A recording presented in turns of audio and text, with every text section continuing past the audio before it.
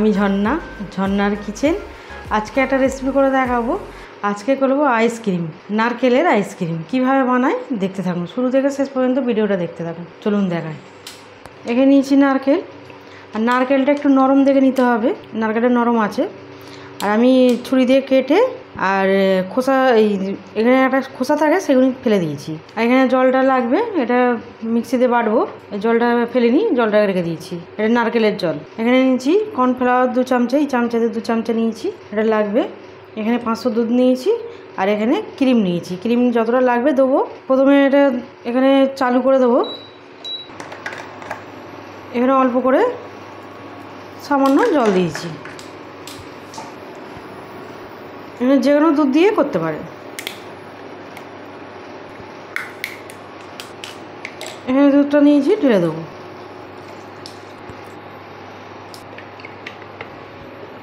তখন দুধটা ফুটতে থাক, আমি এখানে নারকেলটাকে নিয়ে নেবো, মিক্সি জারে নিয়ে নেবো।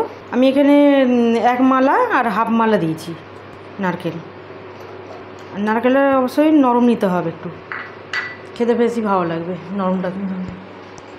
এখানে ছেঁকে নেবো, জলে ময়লা একটু আছে, ছেঁকে এর মধ্যে দিয়ে দেবো এটা। এবারে আচ্ছা, এখানে চিনি দেবো, আর চিনিটা আমি দুধে দেবো। এটাকে আমি পেস্ট করে নেবো। তখন দুধটা ফুটতে থাক। এখানে আমার এটা বাটা হয়ে গেছে, নারকেলটাকে বেটে নিয়েছি এরকম করে। এবারে এখানে চিনি নিয়েছি, বড় কাপে হাফের বেশি চিনি দিয়ে দেবো।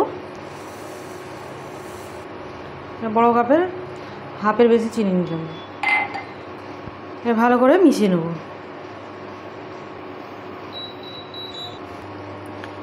দুধটা ভালোভাবে ফুটে গেছে। এখানে কর্নফ্লাওয়ারটা নিয়েছি, এর মধ্যে একটু জল দিয়ে দেবো, অল্প করে জল দেবো, দিয়ে ভালো করে এটাকে মিশিয়ে নেব।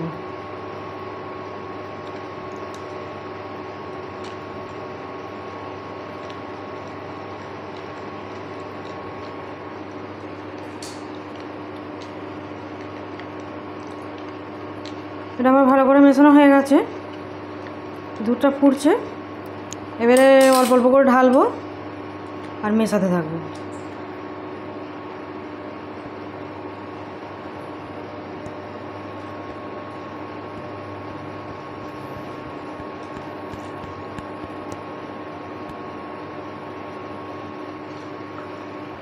এবারে একটু ফুটলেই এটা নামিয়ে নেবো। এটা একটু ক্রিম ক্রিম হয়ে গেছে এরকম।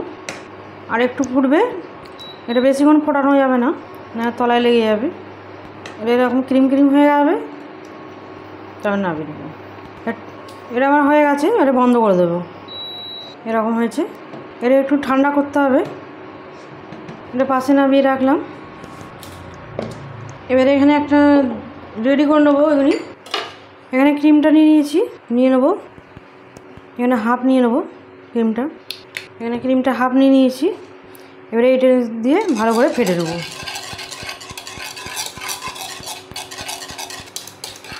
এবারে আমার ভালো করে ফাটানো হয়ে গেছে। এটা অনেকক্ষণ ধরে একটু ফাটিয়েছি। আর এই আইসক্রিমটা খেতে খুবই ভালো লাগে, পুরো দোকানের মতো হয়। এটা 5 মিনিটের মতো ফেটে নিয়েছি ভালো করে। এবারে এটা ঠান্ডা হয়ে গেছে, একটু ঠান্ডা হয়ে গেছে। এবারে এতে দিয়ে দেবো ক্রিমের মধ্যে। এবার ঢেলে নিয়েছি দুধের মিশ্রণটা, যেটা বানিয়েছিলাম, ভালো করে মিশিয়ে নিচ্ছি। আচ্ছা, এখানে এবারে নারকেলটাও দিয়ে দেবো। নারকেলটা এরকম পেস্ট করে নিয়েছি, এটা পুরোটা দিয়ে দেবো।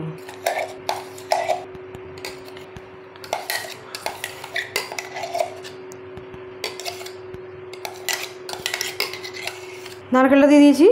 এবার এটাকে ভালো করে ফেটে নেবো। এটাও এরকম 4-5 মিনিট ধরে ফেটে নেবো ভালো করে। এখানে আমার হয়ে গেছে, ভালোভাবে মিশিয়ে নিয়েছি। এটাও 5 মিনিট ধরে ভালো করে মিশিয়ে নিয়েছি। এরকম আমি কৌটো নিয়েছি, এটাও আইসক্রিমের কৌটো। আমি এই কৌটোই করবো, আপনারা যে কোনো কৌটোতে করতে পারেন। এবারে অল্প অল্প করে ঢেলে দেবো। এটা ভর্তি হয়ে গেছে, অল্প আছে ফের এর মধ্যে ঢেলে দেবো। এটা এবারে হয়ে গেছে। আর এটা করে দিয়েছি, এটা যতটা ছিল এটা ফের দিয়ে দিয়েছি। এটা এবারে ফের মুড়ে দেবো। আর এটা 7 থেকে 8 ঘন্টাও ফ্রিজে রাখতে হবে, ডিপ ফ্রিজে রাখতে হবে। আর এটা আমি একদিন রাখবো। আমার হয়ে গেছে, একদিন পরে দেখাচ্ছি আমি। আইসক্রিমটা বসে গেছে, সুন্দর হয়েছে, দেখে নিন। এটাও হয়ে গেছে, কত সুন্দর হয়েছে। এবার আমি এটাকে তুলবো, আইসক্রিমটাকে এর মধ্যে দেবো। আমি এরমভাবে তুলে নেবো। পেস্তা নিয়েছি, পেস্তা দিয়ে দেবো, উপর দিয়ে পেস্তা ছড়িয়ে দেবো। এটা খেতে খুবই ভালো লাগে। ঠান্ডা ঠান্ডা আইসক্রিম একদম রেডি। এর মধ্যেও দিয়ে দেবো, একদম রেডি হয়ে গেল আইসক্রিম। আমার একদম রেডি আইসক্রিম, ঠান্ডা ঠান্ডা আইসক্রিম, নারকেলের আইসক্রিম রেডি। ঠান্ডা ঠান্ডা আইসক্রিম একদম নারকেলের রেডি। আমার রেসিপি যদি ভালো লাগে বন্ধুদের সাথে শেয়ার করে, লাইক করবে আর সাবস্ক্রাইব করবে।